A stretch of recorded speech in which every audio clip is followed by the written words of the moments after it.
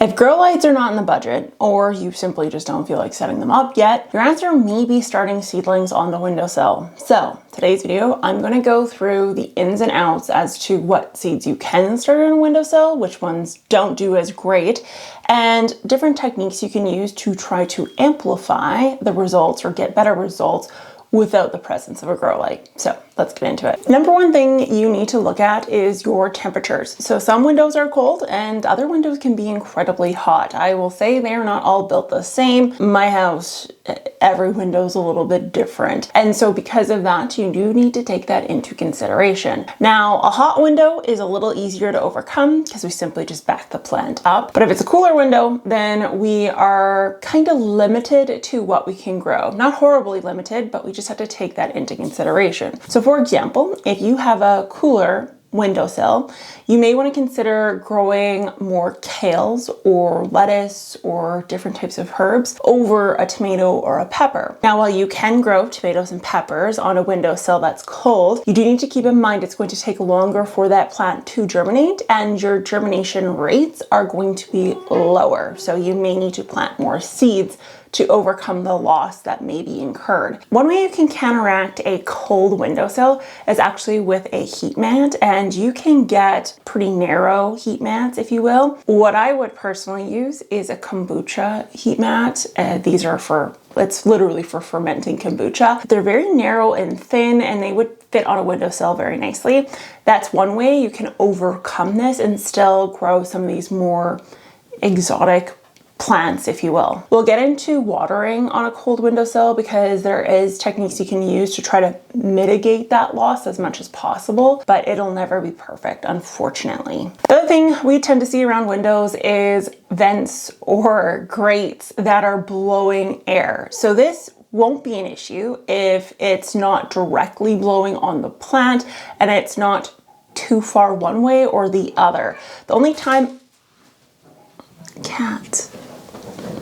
little kitty cat. The only time I would say you need to be concerned about the blowing air of something that's heating or cooling your home is a fireplace. These are the only ones that I think are on the extreme end, particularly right in front of it. So if you have a fireplace, whether that's just electric or if it's a gas or a wood, when it's running, be a little bit too warm on your seedlings. For January through February, you will be limited to just a south-facing window. Your days are still short, so you're kind of limited to just south-facing windows because you need to try to capture as much light, time, and intensity as possible. January through February, limited to south-facing. But once things start to get a little bit more intense, the sun stays out for a little bit longer during the day, you could technically move these to an east or a west window. And this could happen around March, April, May, and they would be just fine because that intensity gets a little bit higher. But we're going to talk about phototropism and how to kind of diagnose if you're too warm or too much sun or not enough sun here in a little bit. East, west, southeast, west, obviously, and south all work great for the remainder of the year. And next up, these are going to be your best friend. So I have a couple different kinds I'm gonna be doing a video on / rating. This one here is a coconut coir one, and it has a literal cotton bag on it, so it does decompose, which is nice because if you've used the Jiffies before, which I do have here, they have like a nylon netting, and that does need to be removed because it does not decompose. Now, the reason why these are going to be your friend when it comes to windowsill starting is because it allows for faster rates of evapotranspiration. Now, what that means is just removal of water from the system in all forms, whether it's the soil or via the plant. So this allows for more airflow, and that increased airflow means that water is removed a little bit quicker. This is a good thing in this case because while you're germinating, you may end up with too much water if your window's too cool. The other way you end up with too much water or not the greatest water utilization is the fact that the sun isn't out for a full 12 hours or 8 hours. So therefore the plant itself, even when it has germinated, is not growing as quickly. To counteract this lack of water usage, we can increase the water usage by just blowing it into your home. Basically letting it evaporate from the system, and this allows that to happen very easily. The other nice thing is if you notice that it's very slow at evaporating or that there's too much water sitting in the bottom of the dish, you can simply remove these, dump out the dish, and or separate them out in a line so that there's more airflow around the single little pod. So I do recommend these for windowsill starting.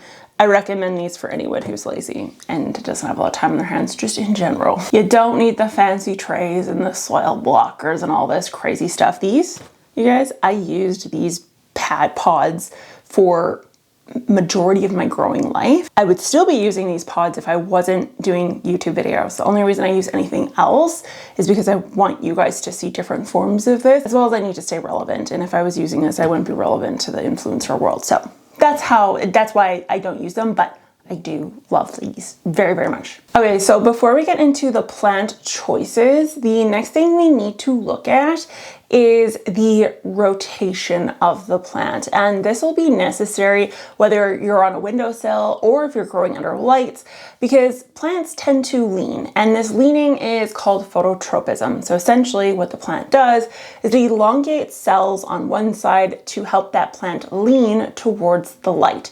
The other form of leaning you can find is actually stretching, and this is trying to grow longer to grab at said light. Now, because the light's coming in sideways in the case of a window and it's not coming from over top, it's unlikely they're going to reach upwards, and they will just reach out. Because we're working on a windowsill, we can't increase that intensity.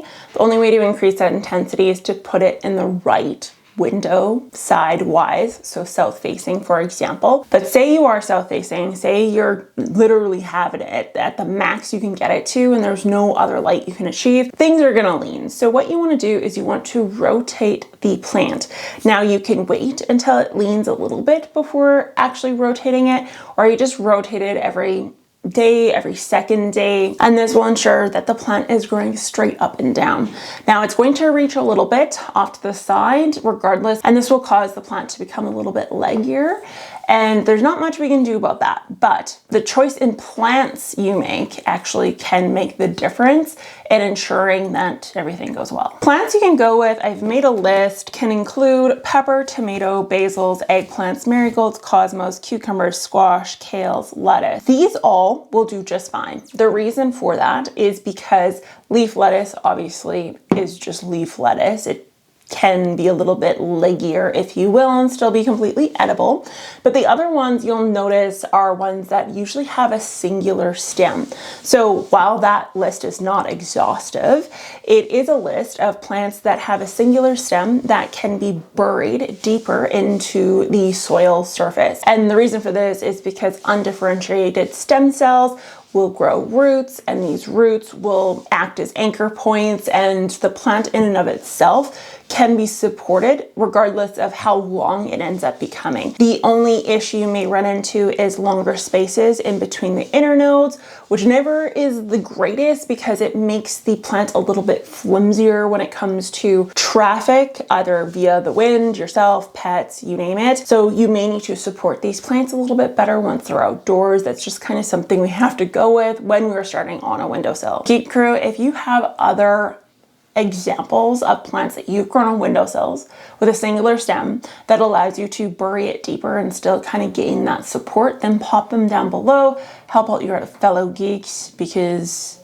the more info we have, the merrier. The plants you want to skip is anything that is supposed to be compounded and tighter in size. So examples of this, again, not limited to, but examples can include cabbage, cauliflower, broccoli. None of these do well once they become leggy. It's just not ideal. These ones I definitely wouldn't start on a windowsill. Head lettuce is another one. So things like romaine or butter crunch. Those, again, it needs to be kind of a tight little unit. So when you start lacking sun, it becomes leggy and it just gets a little bit weird looking. Other ones that become difficult solely because once they're leggy, it's it's hard for you to be able to manage them and they can become breakable. But if you do have the ability to manage them as a leggier plant, then please do go ahead. And that includes things like cucumbers and peas and that sort of stuff. Because I know some of you do like to start those a little bit earlier, and you can just keep in mind that when you have longer internodes, you can get a big plant pretty quick, and that big plant can be a little bit difficult to deal with. And by that I mean difficulties not snapping stems and that sort of thing. Now, if you're just growing in a small space in general, you want to check out this video right here, because I go into different hacks you can try when gardening in small spaces, and that's what Google says you should watch. So I'll talk to you guys next time. Bye.